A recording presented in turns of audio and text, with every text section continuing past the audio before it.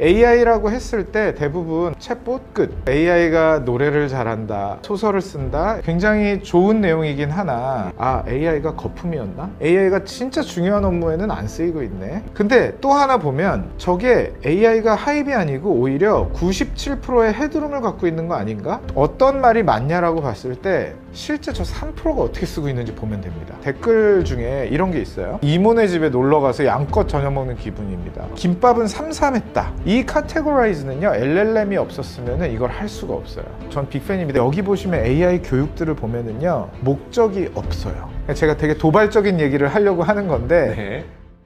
3프로TV와 패스트캠퍼스가 함께하는 AX 칼리지입니다. 지난 시간에는 저희가 인공지능 시대에 발생할 수 있는 윤리적인 문제, 그리고 그것을 해결할 수 있는 방안에 대해서 살펴봤다면, 이번 시간에는 이 생성형 인공지능, 그리고 인공지능이 과연 우리가 어떻게 일할 것이며 또 우리가 어떻게 성장할 것인지에 대해서 알아보는 시간을 가져볼 겁니다. 오늘은요, 굉장히 특별한 분을 모셨습니다. 물론 그전에도 굉장히 특별한 분들이었는데, 구글 코리아 상무 출신이자 현재 AI 관련 기술 스타트업에 투자를 지원하고 있는 언바운드랩 조용민 대표 모셨습니다. 어서 오세요. 네, 안녕하세요. 네, 안녕하세요. 네, 안녕하세요. 팬입니다. 워낙 강의를 많이 하셔서 네. 많은 분들이 인사이트를 많이 얻어가셨을 텐데, 네. 혹시 모르실 분들을 위해서 조용민 대표님 소개를 한번 부탁드릴게요. 네, 안녕하세요. 저는 현재 미국하고 한국에 있는 AI 극초기 팀에 일부 투자를 하고 있고, 상장 비상장 AI 관련된 장비부터 시작해서 다양한 쪽에 투자를 하고 있는 펀드 운영하고 있는 네. 조용민이라고 하고요. 오늘 무엇보다 한국에 와가지고 이렇게 김치찌개도 먹고 한국에 되게 자주는 오는데 네. 미국에 오히려 좀 더 길게 있다 보니까 와서 너무 좋네요. 김치찌개. 언제 오셨어요? 지난주에 왔습니다. 지난주에 오셨고. 지난주에 왔습니다. 네. 가장 거기서 드시고 싶으셨던 음식이 김치찌개? 네, 김치찌개랑 곰탕인데요. 너무 좋습니다. 지금 다 곰탕 먹었습니다. 맛집 소개 좀 해주세요. 네, 하동관 너무 좋아. 이거 말해도 되나요? 네, 너무 좋아합니다. 네. 그러니까 이게 해외에 계시다 보면은 참 이제 우리 맛이 그리워질 때가 있긴 한데, 네. 자, 오늘 저희가 준비한 주제는 인공지능 시대에 과연 우리가 어떻게 일할 것이냐. 기존에 있는 많은 강연들을 통해서 저희가 뭐 인공지능을 어떻게 활용하고 또 그걸 활용해서 우리가 성장의 기반을 닦을 수 있고 이런 이야기는 많이 했거든요. 근데 그런 이야기가 좀 아닌 것 같더라고요, 오늘. 맞습니다. 많은 분들, 전문가분들이 워낙 많으셔가지고, 근데 저는 그런 전문가나 뭐 강연자가 아니고, 저는 사실 그냥 필드에서 이렇게 투자를 하고 있는 입장이어서 네. 제가 목말랐던 부분을 좀 더 오늘 말씀드릴 수 있을 것 같아요. 그러니까 어떤 개념이나 하이레벨 컨셉보다는 실제 필드에서 AI를 다루시는 분들 혹은 아직 안 다루신 분들이 네. 좀 관점을 바꾸셨으면 하는 게 있거든요. 그래서 그런 부분들 위주로 설명을 드려보고자 합니다. 그래서 저희가 그 인공지능 하면은 항상 이제 미래 기술, 미래는 어떻게 될 거고 뭐가 될 거고 이런 것들만 얘기했는데, 그러면 네. 조용민 대표께서 오늘 해주실 얘기는 현재 내가 어떻게 할 수 있는 것인가에 대한 이야기일까요? 네, 맞습니다. 저는 약간 저 기자님 유튜브 컨텐츠 거의 다 팔로잉 하고 있는데, 거기서 보이는 여러 가지 기술적인 뭐 소개라든지 이런 부분들이 되게 중요한 것 같고요. 네. 근데 그런 기술이라든지 그런 정보를 가지고 실제 월요일에 출근해서 내 업무를 바라보면 조금 소원하게 느껴질 때가 있는데, 괴리가 커요. 예, 그래서 그런 부분들에 대한 그 갭 필링을 하는 시간으로 좀 삼으시면 좋을 것 같아요. 저는 그걸 너무 컨셉추얼하게 받아들이시고 이게 뭐 한 3년 뒤에 오겠지 이렇게 생각하시는 것보다는 실제 내 업무를 그러면 AI가 한다면 어떤 식으로 내가 조금 더 효율화할 수 있을까, 이런 고민, 좀 손에 잡히는 고민들을 좀 해보시면 좋을 것 같습니다. 그러면 우리가 어디서부터 오늘 한번 시작을 해볼까요? 예, 제가 하나 좀 기술을 하나 보여드리려고 하는데요. 예, 구닥다리 기술부터 시작해서 올 봄에 나온 기술까지 한번 간단하게만 보여드리면요. 지금 사실 화면에서 보이시는 것처럼 코딩을 가지고 비전 API를 가지고 저게 어떤 코딩이고 어디가 뭐 잘못됐고 뭐 이런 것들은 사실은 구닥다리 기술입니다. 이거 이세돌 사범님 때부터 나온 굉장히 뭐 기자님도 다 아실 법한 내용이고요. 또 하나 두 번째 보여드리는 기술들도 이 배경 화면을 보고 창밖의 화면을 보고 너 몇 층에 있고 어느 동네에 가 있구나 이걸 맞춰주는 것도 사실은 이것도 비전 API 굉장히 오래된 기술이죠. 3년 전 기술입니다. 네. 근데 이제 말씀드리는 기술, 예를 들어서 내 안경 어디 있는지 혹시 기억해? AI한테 물어보는 거죠. 그러면은 안경을 나 이거 사과 옆에 있었어 라고 이렇게 알려줍니다. 네. 근데 이런 기술, 자, 이 기술을 프로젝트 아스트라라고 해서요. 비디오를 다 리코딩한 다음에 이미지를 차핑하고 이미지를 해석할 줄 아는 상태에서 네. 필요할 때 크롤링해서 쓰는 그런 기술인데요. 네. 여기에 들어가는 뭐 GPU라든지 이런 지식들이 있으면은 더 이게 딱 기술이 이제 이렇게 구동되겠구나라는 걸 알 수 있겠죠. 근데 더 중요한 거는 이렇게 보시면 좋을 것 같아요. 제가 미국이나 한국에서 여러 사람들에게 이 기술을 어디다 쓰면 좋을 것 같아 그러면은 공통적으로 나오는 게 있습니다. 치매 환자 아니면 뭐 실버 산업에 쓸 수 있을 것 네. 같다. 근데 그런 명동시민 100명한테 물어봤을 때 네.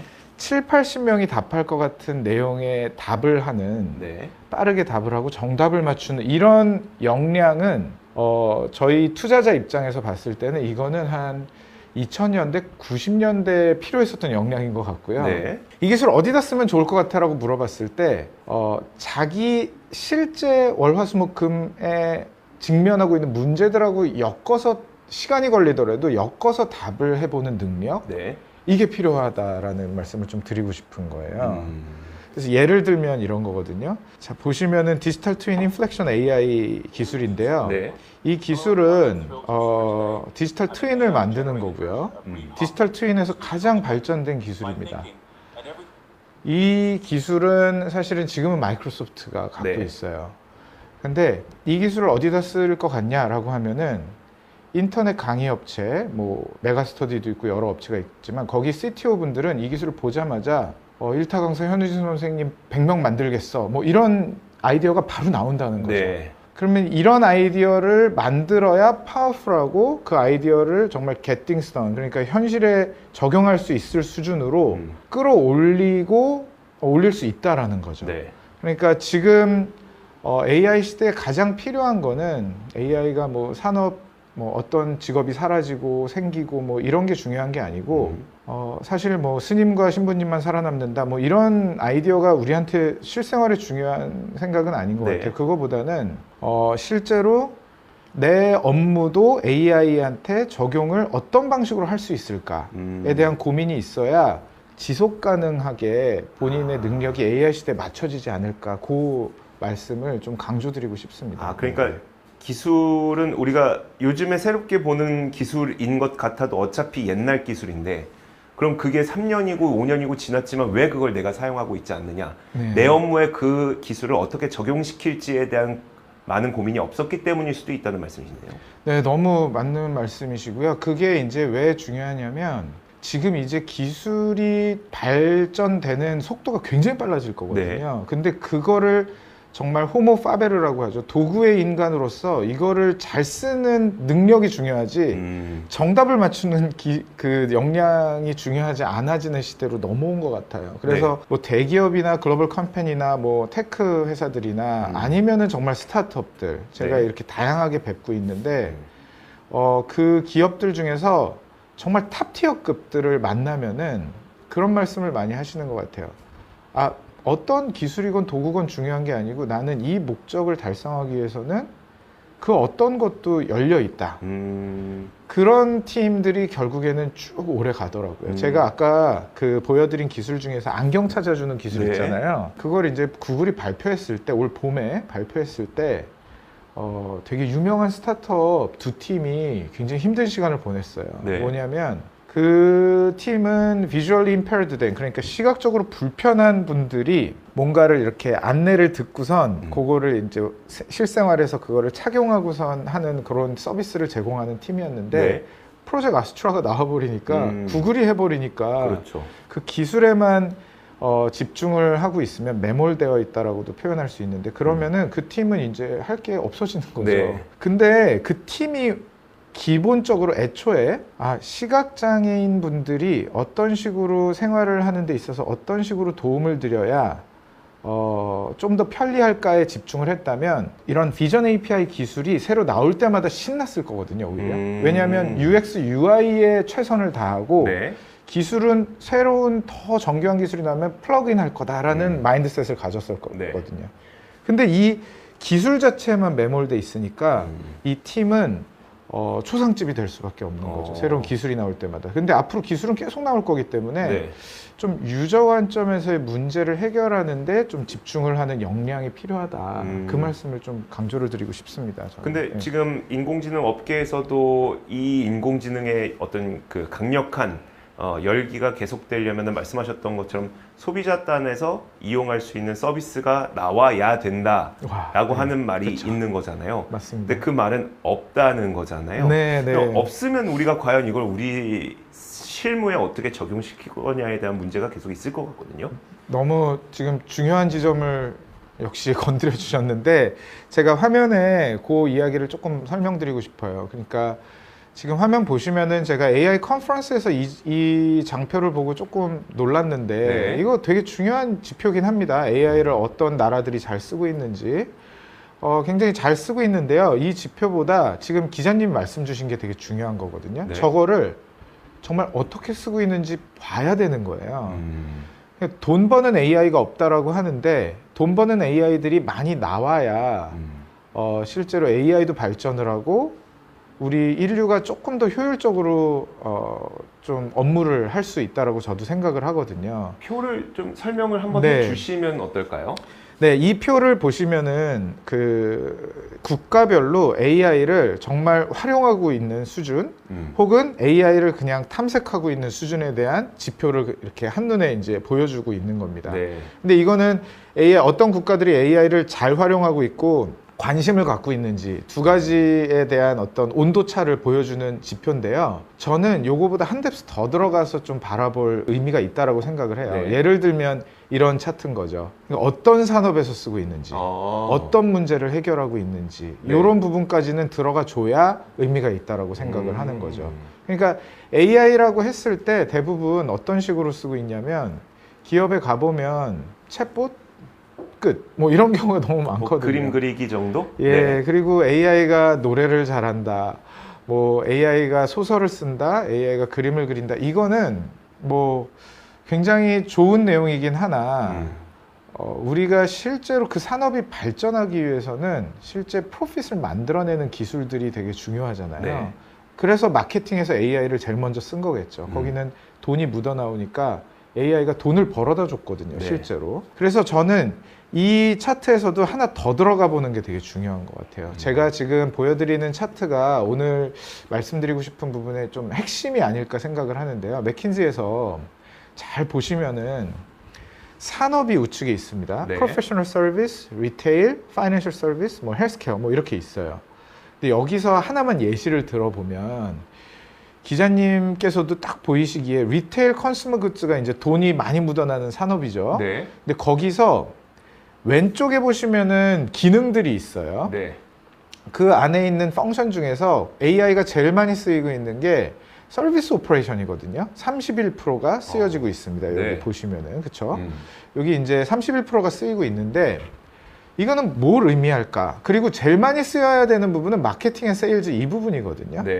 자, 그러면 여기서 여전히 챗봇만 쓰고 있다라는 거로 볼 수도 있어요. 근데 제가 하나 꼭 말씀드리고 싶은 거는 요 열만 보면은 자, 3%가 쓰고 있다라는 걸 보면 어떻게 또 3%인데 자, 3%가 쓰고 있다라는 걸 보면은 무슨 생각이 드냐라고 대중에게 여쭤보면은 두 가지 생각이 드실 겁니다.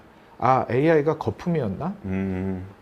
AI가 진짜 중요한 업무에는 안 쓰이고 있네. 저기도 똑똑한 사람들이 있을 텐데. 그래서 첫 번째 AI가 하이브냐 리얼띵이냐라는 측면에서 하이브 아닐까라는 의심을 할 수 있게 만들 수 있는 지표고요. 근데 또 하나 보면 저게 AI가 하이브이 아니고 오히려 97%의 헤드룸을 갖고 있는 거 아닌가? 그런 생각을 가지실 수도 있어요. 그럼 어떤 말이 맞냐라고 봤을 때 이렇게 보시면 되거든요. 실제 저 3%가 어떻게 쓰고 있는지 보면 됩니다. 그래서 실제 저 3%가 어떻게 쓰고 있는지 보면은 경쟁자들한테 안 알려주고 네. 몰래 엄청나게 돈을 버는데 쓰고 있다면 이거는 AI는 진짜 리얼띵인 거죠. 그렇죠. 그래서 살펴봤습니다. 네. 저희는 이제 거의 저희 펀드도 그렇고 저희랑 같이 코인베스트먼트 하는 미국의 여러 VC들은 이제 진짜로 들어가서 실사를 하기도 하고 네. 진짜 많이 물어보니까 이렇게 어떻게 쓰고 있는지 들여다보면은 이렇게 써요. 중고거래 플랫폼이 있다라고 치면은 네. 중고거래의 특성 중에 하나가요. 이제 중고거래 비즈니스를 하시는 분, 플랫폼을 이제 운영하시는 분, C-수윗들, CEO, CHRO 이런 분들의 가장 중요한 지표가 추천 애큐레시를 통한 네. 트랜잭션을 속도를 올리는 거거든요. 네. 그게 뭐 당연히 그렇겠죠. 이건 뭐 당연해요. 근데 이렇게 답을 해주시면은 AI가 굉장히 좋게 활용될 확률이 높습니다.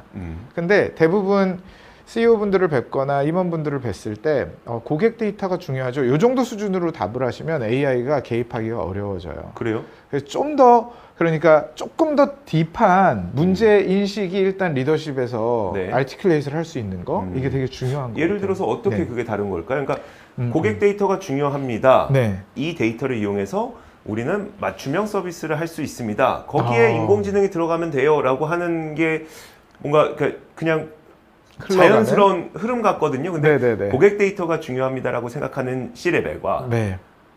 그다음 처음에가 뭐였었죠? 예, 그런 그 트랜잭션 스피드를 높이고 싶습니다. 네네. 이게 연결되는 것 같은데 무슨 차이죠? 네, 너무 맞는 말씀이시고요. 사실은 그게 연결이 되는 거는 맞는데 문제를 해결하고 싶은 사람의 말투와 네.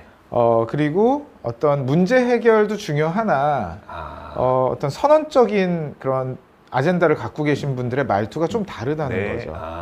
그래서 정말 숙제를 풀고 싶어하는 의지가 되게 중요한 것 같아요. 네. 그래서 실제로 스피드 오브 트랜잭션을 높이고 싶습니다. 네. 그러면 고객 데이터가 재료인 거거든요. 그렇죠. 근데 재료에 집중하는 게 아니고 이 문제에 집중하게 되면은 실제로 무슨 일이 벌어지냐면 유저들의 특성이 대부분의 자사몰이나 컨슈머 커머스 플랫폼 같은 데 보면은 직원들이 글을 올립니다. 네. 제품 설명이라든지 이런 것들을 올려 팔고 싶으니까 깔끔하게 올리고요. 카테고라이즈까지 다 돼 있습니다. 네. 해시태그까지.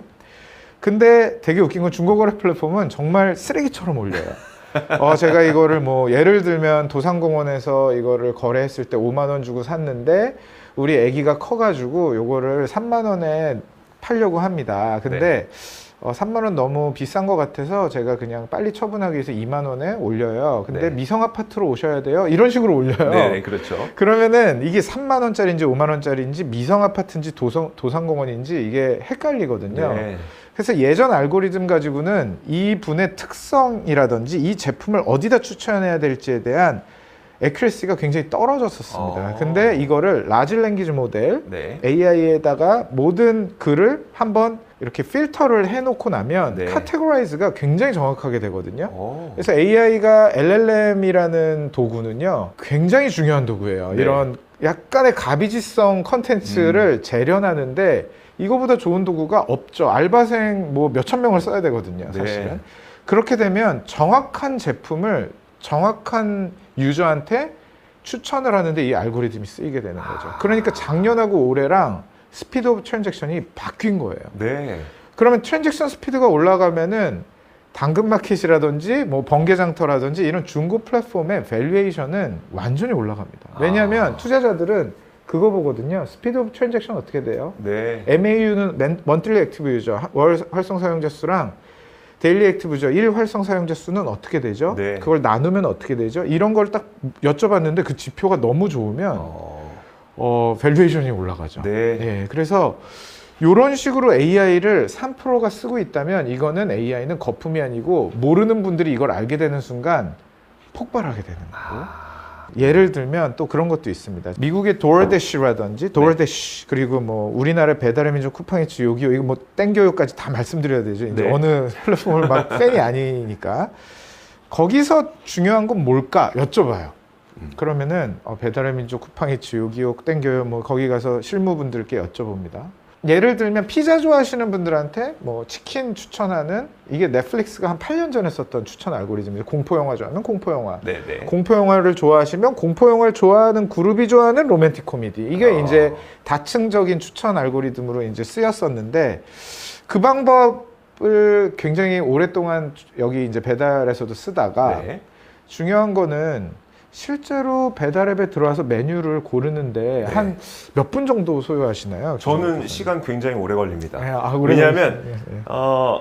기성품의 경우에는 스펙 보고 판단이 가능합니다. 동일 스펙의 가격 비교를 하면 딱 나와요. 답이 나오는데 네, 네.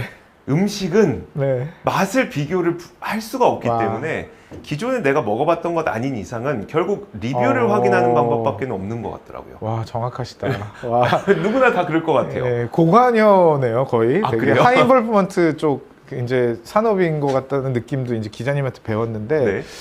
그러면은 이제 예를 들어서 이 정도로 하이인볼브먼트 고관여 고객에게 지금 너무 미개한 추천을 썼었다는 거죠. 네. 그래서 LLM을 또 여기에 도입을 해보면요. 무슨 일이 벌어지냐면 댓글 중에 이런 게 있어요. 네. 배부르고 맛있게 잘 먹었습니다. 지금 화면에서 보이시는 댓글 같은 경우. 네. 그 이모네 집에 놀러 가서 양껏 저녁 먹는 기분입니다.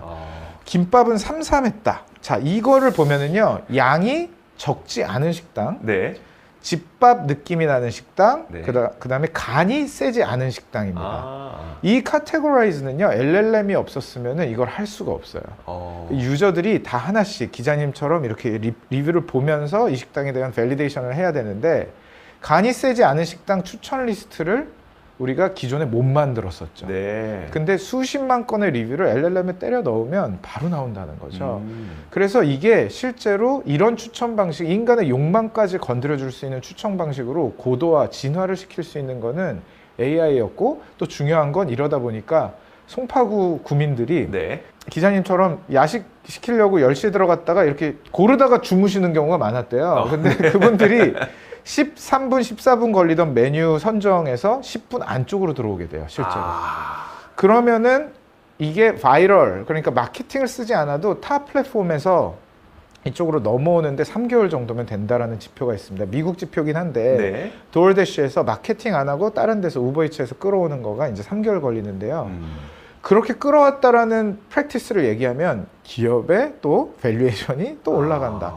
그러면 이 3%들이 그렇게 쓰고 있었다는 거네요. 그래서 엔비디아도 중요하고, 뭐 기자님께서 너무 잘 설명해 주셔서 제가 많이 배우고 있는데, 엔비디아 그러면 HBM이 중요하면 또 우리나라 회사들이 있고요. 네. HBM만큼 더 중요한 것이 HBM 밸리데이션. 그럼 우리나라 회사가 하나 있고 미국 회사가 하나 있습니다. 네. HBM 밸리데이션 검사하는 장치. 이렇게 바틀렉으로 쭉 따라가 보면은 이런 회사들은, 이 전체 생태계 회사들은 이 3%가 빨리 97%가 되고 100%가 되기를 기다리고 있는 회사들이고 열심히 지금 하고 있다라는 거죠. 그런 관점에서 바라보게 되면 결국에 AI 시대에 필요한 거는 실제 그 팀이 있거든요. 네. 이제 다른 게 중요하지 않고요. 저 AI LLM 써보고 싶어요 했었던 분이 아닙니다. 이분이 네. 그냥 어떻게 하면 유저들이 조금 더 그 바보 같은 추천 알고리즘 말고 좀 진화된 추천을 쓸 수 있을까? 네. 이 부분에 좀 집중하신 분이 결국엔 LLM을 쓰시더라고요. 그것만 한 것이 없다는 것을 느꼈기 때문에. 네, 네. 그러니까 사안을 바라보는 시각 자체가 훨씬 우리가 인공지능 시대를 살아갈 때 더 중요하다는 말씀을 해주고 계시는 거네요. 예, 그러니까 너무 맞습니다. 나는 인공지능 시대를 살 거니까 나는 인공지능을 써볼 거야 라는 시각이 아니라, 뭐 예를 들어 우리가 이렇게 비교를 해볼 수가 있을까요? 스마트폰 시대가 됐다. 네. 우리는 이미 겪었으니까 이제 좀 쉽게 얘기할 수 있겠죠. 네. 스마트폰 시대가 됐기 때문에 난 스마트폰을 쓸 거야 라는 사람과, 네. 내가 회사에서만 일하기엔 시간이 부족해. 뭐가 필요할까라고 생각해서 스마트폰을 쓰는 사람의 생산성은 와, 차이가 많이 크겠다는 이야기를 해주고 계시는 거네요. 정확하십니다. 그 비유를 제가 딴 데서 좀 써먹어도 될까요? 그렇군요. 너무, 그러니까 딱 이거예요. 아. 저는 이게 거꾸로 되신 분들을 굉장히 많이 보고요. 네. 지금 아마 들으시는 분들 중에서도 나는 그렇게 하고 있어, 거꾸로 나는 그렇게 생각하지 않아라고 하신 분들도 계실 텐데 되게 흥미로운 거는요. 네. 제가 미국이나 한국에서 샌프란시스코, 베이징, 그러니까 서울, 전 세계에서 AI가 가장 많이 발전하고 있는 도시가 이제 샌프란시스코고요. 네. 팔로알토, 실리콘밸리 다 합쳐서 샌프란시스코고, 2위가 이제 베이징이라고 보거든요. 네. 저희 이제 투자씬에서는 팀들, 그리고 AI GPU 개수, 그리고 이런 식으로 스코어를 매겨보면 그 두 곳이 굉장히 뛰어납니다. 네. 근데 다른 도시들에서 이제 미팅을 또 많이 해보고 하면 지금 기자님이 말씀하신 대로 스마트폰을 이렇게 쓰는 사람 저렇게 쓰는 사람을 봤을 때 네. 대부분 자기가 나는 목적형으로 난 스마트폰을 도입을 해서 썼다라고 생각을 하시는데요. 네. 진짜 미팅을 해보면은 왜 어드바이스 패러독스라는 표현이 있잖아요. 이게 이제 샘 알트맨이 그런 얘기를 하신 적이 있습니다. 1 밀리언 US 달러를 확보해라. 스타트업을 잘하고 싶으면. 네. 일단 그리고 두 번째는 hire fast, fire faster 해라. 그러니까 팀 사람을 빨리 고용하고 빠르게 더 빨리 잘라라. 네네. 그래서 좋은 사람들이랑 일을 해라. 세 번째는 투자자도 골라서 해라. 진짜로 도움되는 투자자를 찾는 거에 타협하지 마라. 이런 얘기를 했을 때 네. 동료들이 뭐라고 했냐면요. 샘 알트맨이 듣보잡 시절에 네. 그때 동료들이 그 얘기를 듣자마자 그거는 거짓말, 불쉿 이런 표현을 했어요. 이게 네. 무슨 얘기냐면은 당신이 그랬다면은 지금의 샘 알트맨이 될 수가 없었다. 그때는 되게 타협했었다. 그게 무슨 얘기냐면은 까먹습니다. 성공하신 분들도 까먹고 지금 AI를 그렇게 쓰고 있다라고 대부분 많이 착각하세요. 제가 네. 뵈면은 저도 그거에 대한 공포감이 있고 제가 그 잘한다는 얘기가 아니고 저도 항상 경계감을 포비아를 갖고 항상 경계를 해요. 제 자신을. 네. 내가 또 목적을 생각 안 하고 그냥 한번 도입을 했나? 그래서 그거를 진짜 만나보면 그게 제가 제일 안타깝고 저도 많이 반성하게 되는 모멘트가 있습니다. 네. 예를 들면 잘 보시면은 지금 AI 시대 우리 조직이 갖춰야 할 역량, 네. DT 시대 우리 조직이 갖춰야 할 역량, 뷰카 시대 우리 조직이 갖춰야 할 역량, 정보화 시대 우리 조직이 갖춰야 할 역량이라는 게 있잖아요. 이게 네. 5년 주기로 이렇게 있었는데 되게 흥미로운 게요. 인사팀들이 이제 교육을 잡을 때 네. 제가 되게 재밌는 거 하나 보여드리면 제가 너무 빅팬인데 LG, SK, 네이버, 카카오 정말 전 빅팬입니다. 이 회사들이 잘 돼야 저희도 잘 되고요. 네. 근데 여기 보시면 AI 교육들을 보면은요. 목적이 없어요. 제가 되게 도발적인 얘기를 하려고 하는 건데 네. AI 지금 아까 기자님이 말씀하신 대로 스마트폰 써야 돼? 네. 이 느낌이에요. 그러니까 스마트폰을 왜 써야 되는지에 대한 조직의 고민을 먼저 하고 그 고민이 끝나지 않고선 스마트폰 얘기를 굳이 할 필요가 없을 정도거든요. 네. 사실은 지금 말씀드리는 거는. 근데 그 고민에 대한 고민 없이 AI 챗 GPT 교육을 한다든지 네. 그렇게 되면은 무슨 일이 벌어지냐면 조직의 피로도만 올라가고요. 두 번째는 GPT나 AI나 여러 제미나이나 클로드나 이런 기술에 대한 약간 실망감만 생깁니다. 네. 현업엔 도움이 안 되는구나 아직은. 그러니까 자기 고민이 없으면 이게 도움이 별로 안 돼 보이거든요. 네. 네. 그래서 그런 부분들을 먼저 아까 그 설명이 너무 좋아서 제가 앞으로도 좀 저작권을 내고 쓰고 싶은데 네. 내가 스케줄이 바쁘고 동시에 유튜브를 보면서 3프로TV를 보면서 공부도 해가야 되고 하기 때문에 나는 스마트폰을 써야 되겠구나. 네. 이렇게 되면 스마트폰을 정말 즐기면서 쓰시게 되는 거죠. 그렇죠. 근데 스마트폰을 던져주고 이제 업무할 때 이거 써 그러면은 그 기능이 키느라고 이제 정신이 그렇죠. 없어지죠. 그래서 이게 거꾸로 된 회사들이 네. 굉장히 많다. 그리고 이런 식으로 교육이 디자인되면은 누구만 좋냐면 CHRO와 HR 팀만 좋은 겁니다. 그렇죠. 왜냐하면 트레이닝 개수 늘리고 네. 새로운 안 보던 사람들 강사로 불러다가 이렇게 강연하고 그래서 저는 예를 들면 그런 기업에서 오히려 AI를 어떻게 썼는지에 대한 동종 산업에 있는 다른 개발자를 불러서 강연을 해야지 네. GPT 무슨 교수님 불러서 이렇게 강연하고 이거는 의미가 많이 없다. 비교적 없다. 그 말씀을 드리고 싶습니다. 사실 이제 저도 투자를 하다 보면 어떤 고민이 생기냐면 일단 첫 번째로 퓨어한 컴퍼니 있잖아요. 사업 모델이 굉장히 그냥 딱 하나에 포커스된 그런 퓨어한 컴퍼니들이 매력적이긴 하거든요. 네네. 근데 이런 기업들의 문제점이 뭐냐면 그 산업이 성장할 땐 좋은데 그것도 항상 이게 트렌드가 있어서 겨울이 오면 더 이상 뭔가 할 수가 없는 그래서 이제 다양한 포트폴리오를 갖고 있는 기업을 보게 되는데 네네. 그 기업의 문제점은 또 뭐가 되냐면 다양한 포트폴리오이기 때문에 경기 변동성은 적지만 뭔가 퓨어했을 때 어떤 빵 터지는 게 뭔지를 몰라요. 그러니까 투자자 입장에서 얘가 앞으로 무엇으로 성장할지를 잘 모르겠다는 느낌을 많이 받게 되거든요. 그러면 이제 GPT나 인공지능, 특히 생성형 인공지능도 마찬가지로 자 GPT에는 요런 기능이 있고 생성형 인공지능을 A, B, C, D, E, F, G, X까지 쓸 수 있습니다라고 하면 좋긴 좋은데 그 중에 내가 뭘 써야 됩니까? 라는 질문이 항상 조직원들로부터 온다는 거겠네요. 요것도 제가 써먹어도 되나요? 요 비유가 너무 좋아서. 아니, 제가 그거 아까 뭐 인터넷 강의도 말씀드렸지만 제가 그 클로드라는 플랫폼을 예를 들어서 맥킨지의 시니어 파트너님께 보여드린 적이 있어요. 네. 클로드를 어떻게 쓰는지 실제로. 네. 그랬더니 이제 리서치 안 뽑아도 되겠다. 네. 바로 그러니까 목적으로 들어가시거든요. 이제 그렇게 그 정도 뎁스 있는 해안이 있으신 분들만 이걸 어떻게 써야 될지가 나오거든요. 네, 네. 그러면은 조금 더 AI를 소개하기 전에 자기한테 지금 필요한 리서치 팀한테 너무 그 코스트가 많이 발생하니까 네. 이분은 그런 생각을 하신 거겠죠. 매우 중요하나. 네.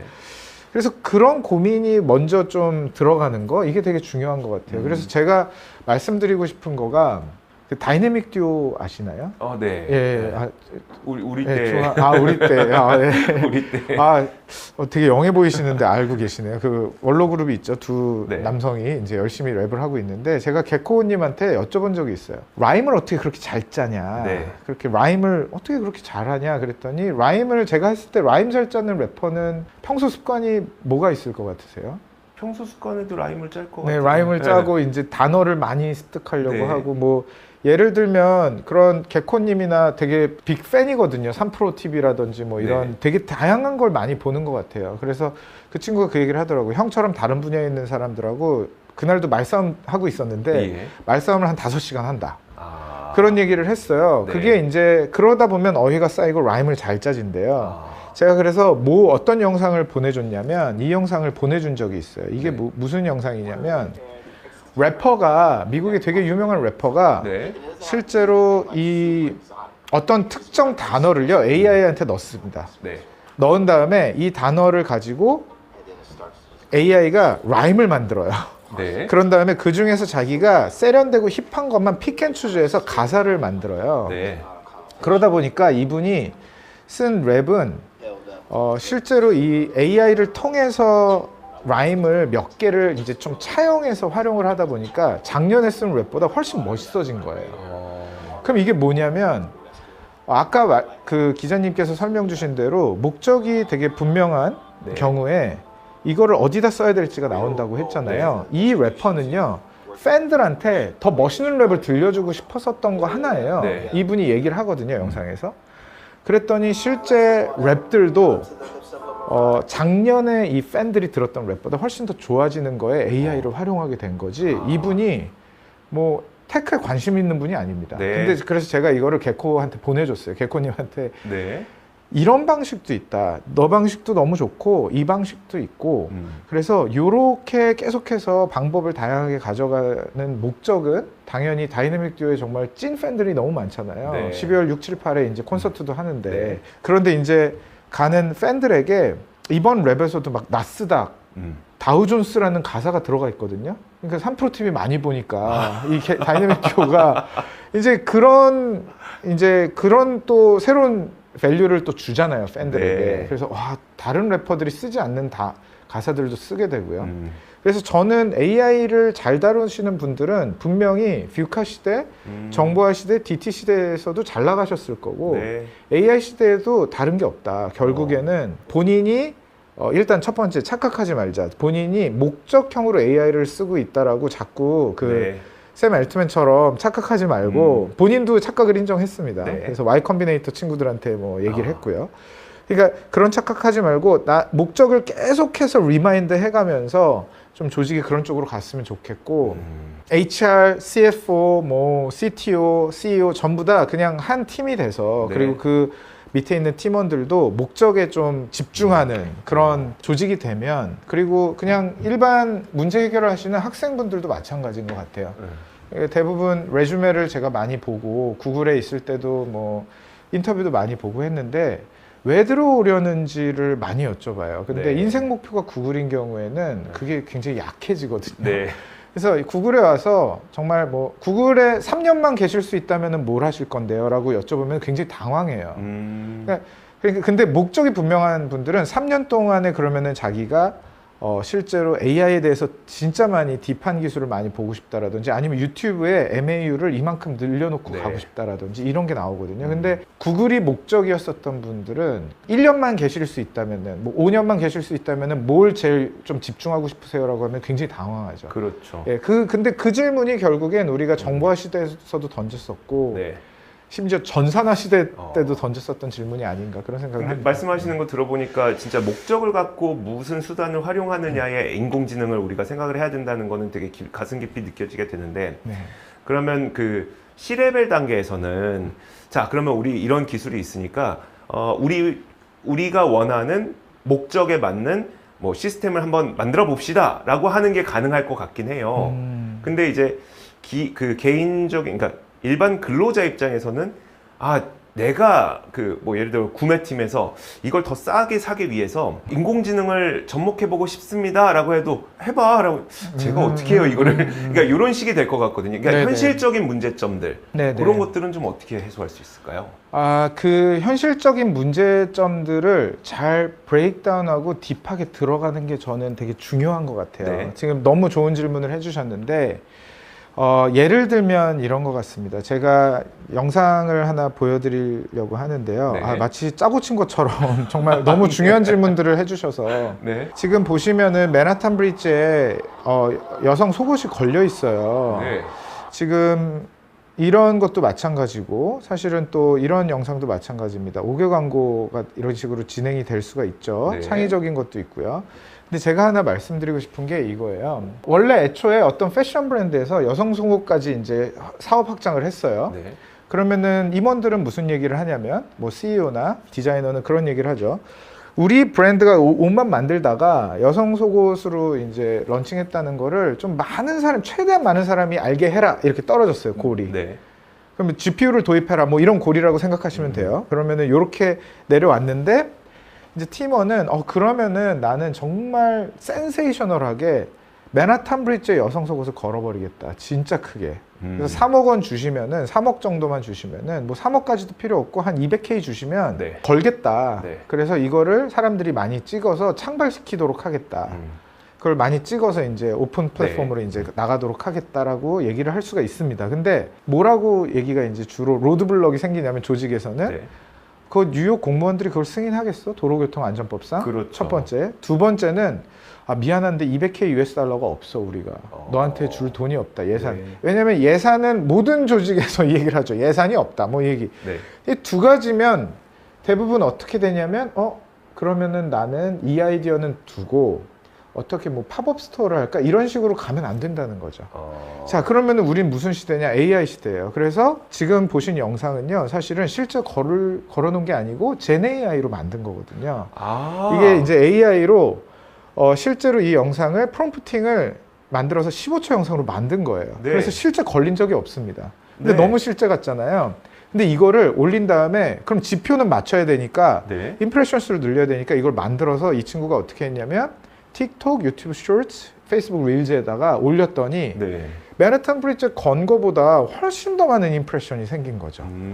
그리고 관심자에게 타겟팅해서 쏠 수 있는 유튜브 광고, 페이스북 광고 이런 것들이 있거든요, 네. 실제로. 그래서 이런 방식으로 했더니 3억이 필요가 없었던 거예요, 본인도. 커스트가 빵원. 그러니까 네. 만드는데 커스트가, 프로덕션 코스트가. 그래서 이거를 이런 식으로 보시면 이게 지금 내 업무랑 나는 9시에 출근해서 5시까지 엑셀만 하는데 이게 무슨 얘기인가. 네. 그게 아니고 9시부터 출근해서 5시까지 엑셀만 하시더라도 그 문제에 접근을 하시면은 사실은 AI 중에서 써먹을 것들을 되게 발견하실 수 있다. 스마트폰이 진짜 업무하실 때 정말 필요하신가요? 제가 이거 이렇게 자꾸 이렇게 훔쳐서 써서 죄송합니다. 아니에요. 근데 생각보다 투지폰으로도 지금 솔직히 하실 수 있거든요. 네. 근데 스마트폰 있다가 뺏으면은 지금 막 너무 힘들잖아요. 그렇죠. AI도 사실은 그런 기술에 가깝습니다. 그래서 제가 뭘 말씀드리고 싶냐면은 지금 보시면 electricity, refrigerator, 냉장고, 전기 네. 이런 여러 가지 기술들이 실제 대중들이 활용되기까지 시간이 오래 걸려요. 네.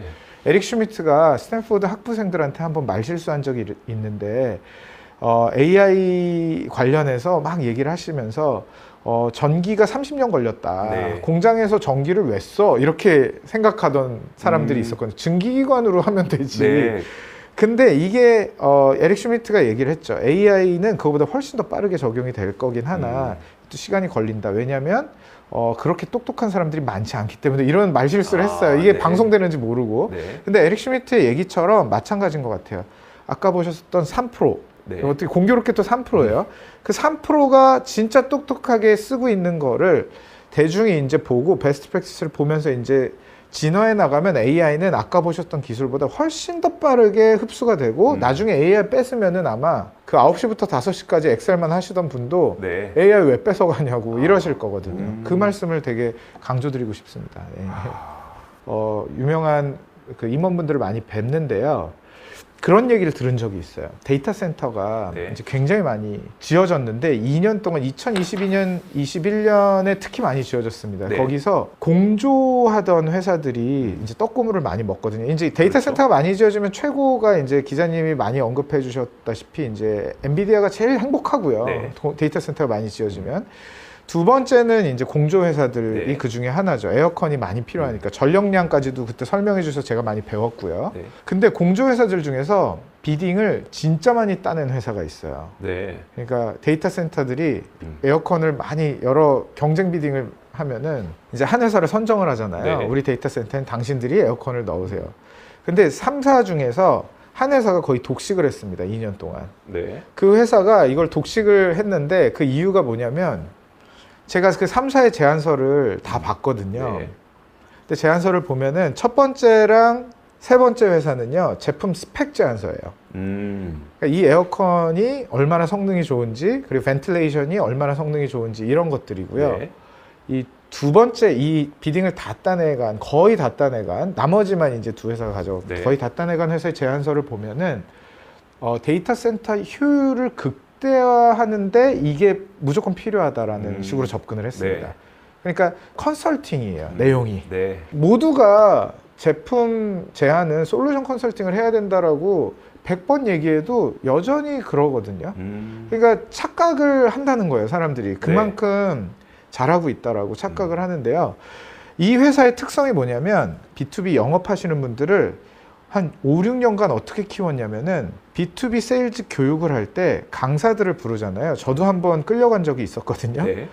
그 강사들의 KPI를 어떻게 세팅해 놓냐면 제품 영업 1, 솔루션 컨설턴트 10 하면은 이 사람의 강연을 듣고 우리가 돈을 내가지고 부른 강사인데 네. 이 사람 강연을 들은 후에 1부터 10까지 원래는 어디였고 지금은 어떻게 됐는지로 이 강연자를 스코어를 매겨요. 장기 스코어입니까 그러면? 단기 스코어, 장기 스코어 다 있습니다. 네네. 예. 그래서 그래서 2시간 강연 듣고 나니까 당신이 정말 이만큼 이동을 했냐. 네. 이걸로 해서 당신을 스코어를 하겠다라고 주니까 강사들이 어떻게 하냐면 내내 제품 세일즈 안 시키고 솔루션 컨설팅을 어떻게 하는지 집중해서 강연을 하게 되는 거예요. 네.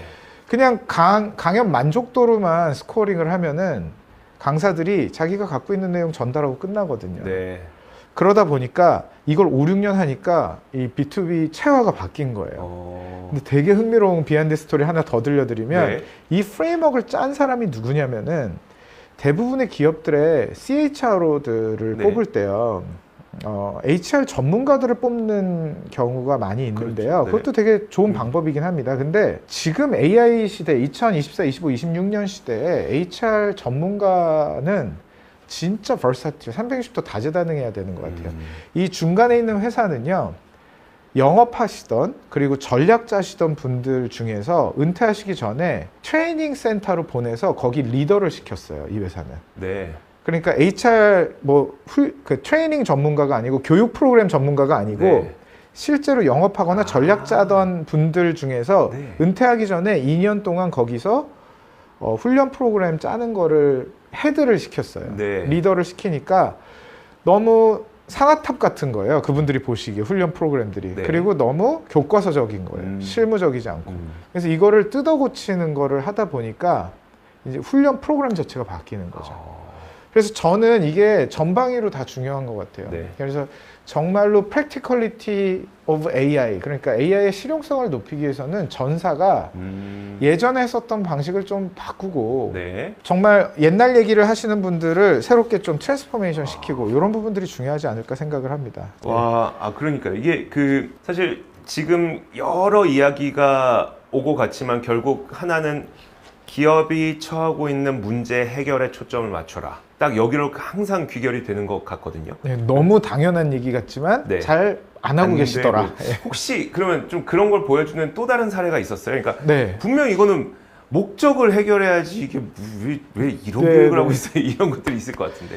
HRD, HRM 이렇게 나눠져 있기도 하고 네. 제가 HR 전문가는 아닙니다. 근데 제가 하나만 말씀드리면은 마이크로소프트가 인플렉션 AI라는 거가 너무 갖고 싶은 기술이었겠죠. 네. 그런데 그 문제를 해결한 사람이 사실은 CHRO가 맞다라고 보는 게 맞아요. 되게 이상하잖아요. 네. HR 사람들은 주로 인재를 적재적소에 배치하고 네. 좋은 훈련을 해서 코칭을 하고 널처링을 한다라는 거라고 생각할 수 있는데 되게 흥미로운 거는 M&A 기법에서도 HR 담당자가 할 수 있는 것들이 있거든요. 네. 팀을 인수하는 것이 아니고 거기 있는 탑 탤런트를 탤런트 애퀴지션이라는 기법은 HR이 최고 전문가겠죠. 네. 그래서 사실은 만약에 내가 CFO다라고 생각하고 90년대, 2000년대, 2010년대 CFO 업무를 하고 계시다면 네. 지금 약간 퇴화되신 거다. 아, CHRO가 90년대, 2000년대, 2010년대 CHRO처럼 일을 하고 계시고 그런 분들의 그런 팁을 얻어갖고 일을 하고 계시다면 옛날 분이시다. 네. 그래서 지금은 뭘 보셔야 되냐면 CEO랑 나는 똑같다라고 생각하면서 일을 하셔야 된다. CHRO건 CFO건 CTO건. 그래서 네.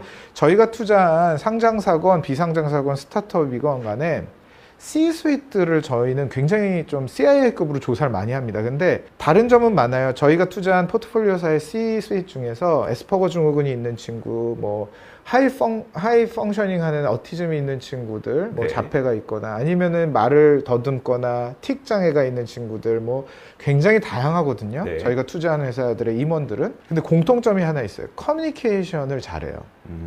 앞에 말씀드린 심텀은 커뮤니케이션이 아니고 네. 그냥 심텀인 거고 네. 커뮤니케이션이라 하면 CEO의 포인트 오브 뷰로 네. 우리 팀원들한테 어떤 도구건 자유롭게 쓸 수 있도록 자율성을 주면서 이 목적에 우리가 정말 모두가 모든 에너지를 집중시킬 수 있는 커뮤니케이션을 하는 친구들이거든요. 저는 그러면 무조건 투자할 수 있다고 생각을 네. 해요. 그래서 말씀 주신 대로 기업의 목적에 우리가 집중하자라고 했는데 그래놓고 월요일에 출근해서는 AI 교육 프로그램 짜고 있습니다. 네. AI로 유명한 교수님 누구야? 이런 거 시켜요 팀원들한테. 네. 그게 중요한가? 나는 CHRO로서, CFO로서, CTO로서 아니면 정말 뭐 CSO로서 네. 이거를 지금 하는 것이 중요한 게 아니고 우리 기업의 밸류에이션을 위해서는 나는 오늘 뭘 해야 되지로 조금 한번 바꿔보셔라. 근데 이거 말씀드려도 이제 많이 좀 어렵습니다. 네. 저도 어렵거든요. 저도 매일 반성하고 있기 때문에 네. 네, 그렇습니다. 알겠습니다. 혹시 우리 보는 분들이 물론 이제 기업 교육과 관련된 분들도 계시겠지만 혹시 그냥 일반인 분들도 보실 수 있잖아요. 네, 네, 일반인 네. 분들 가운데 경제나 아니면 투자에 관심 많으신 분들 그런 분들이 지금 좀 활용할 수 있을 만한 어떤 것들이 있을까요? 네, 저는 그 말씀을 드리고 싶어요. 그러니까 탑 티어 팀이 뭘 하고 있는지를 찾는 노력을 계속 하셨으면 좋겠어요. 네. 그러니까 AI 헬루시네이션이라든지 여러 가지 라이어빌리티 이슈라든지 AI의 어떤 윤리적 이슈라든지 이런 부분들에 대해서 얘기를 해주시는 분들이 많이 계세요. 네. 근데 제가 그룹의 오너분들이라든지 저희에게 투자해주신 분들을 찾아뵐 때 저는 델라웨어나 샌프란시스코의 탑티어 팀을 제가 같이 데리고 한국에 와서 뵙게 해드리면은요 굉장히 많이 놀라시는 게 뭐냐면 열 몇 개 팀을 만났는데 이 정도까지 갭이 있는 팀은 처음 본다라는 얘기를 하세요. 네. 그러면 시야가 확 트이거든요. 그러면은 이제 샌프란시스코에서 AI 헬루시네이션이라는 표현 쓰면 지금 원시인 취급받거든요. 왜냐면 그거 다 해결했거든요. 네. 레그, 뭐 마크다운, 뭐 여러 가지 기술이 있어서 네. 지금 시간이 기술 시간이 아니니까. 네. 그래서 제가 그런 일반 시청자분들께서도 기자님 영상 다 보셨으면 좋겠고 기자님이 언급하셨었던 거라든지 3프로TV에서 하는 영상들 그리고 또 하나는 미국과 한국의 탑티어 팀들 네. 이 뭘 하고 있는지는 굉장히 조금 한두 뎁스 서치를 많이 해보시면 나옵니다. 네. 그리고 예를 들어서 AI가 쓰는 기사들이 있어요. 미디어 뭐 슈퍼뉴스라든지 뭐 굉장히 다양하거든요.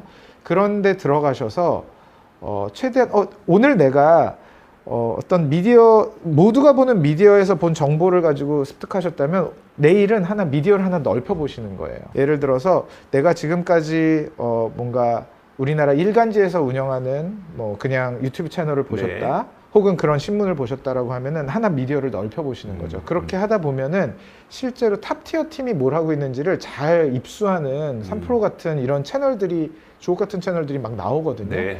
근데 그런 걸로 확장하셔서 꼭 그거를 캐치업 하시면은 시야가 되게 저보다도 더 넓어지실 수도 있고 그런 거를 하셔야 좀 올드 패션드 된 사고 띵킹 프로세스, 사고 체계에서 좀 벗어나실 수 있지 않을까 그런 말씀을 좀 외람되게 드리고 싶습니다. 저도 그걸 못 해가지고 지금 오늘도 좀 기자님 뵙고 또 많이 여쭙고 그렇게 되는 것 같아요. 예. 네. 자, 저희가 계속해서 이제 인공지능을 어떻게 활용해야 우리의 미래가 나아질 것인지에 대한 이야기를 계속 나누고 있는데요. 이번 시간은 인공지능 시대에서 우리가 성장하는 방법에 대한 이야기를 나눴는데 기존에 듣던 어떤 우리가 미래에 어떤 새 시대가 열릴 것이고 이걸 사용하면 우리가 어떻게 될 것이고 뭐가 만들어질 것이고 이런 내용보다는 그럼 이 인공지능을 진짜 나의 성장성에 탑재하기 위해서는 내가 갖고 있는 목표의식이 훨씬 더 중요하다. 그거는 개인뿐만 아니라 기업이라는 조직까지도 마찬가지다라는 이야기를 해주셨습니다. 자, 오늘 함께 해주신 조용민 대표님 정말 감사드리고요. 만약 조용민 대표님의 강의가 궁금하신 교육 담당자분께서는 아래 더보기란을 참고하셔서 문의해 주시면 저희가 친절하게 답변을 드리도록 하겠습니다. 제 생각에는 많은 콜이 올 것 같습니다. 아유, 너무 감사합니다. 예.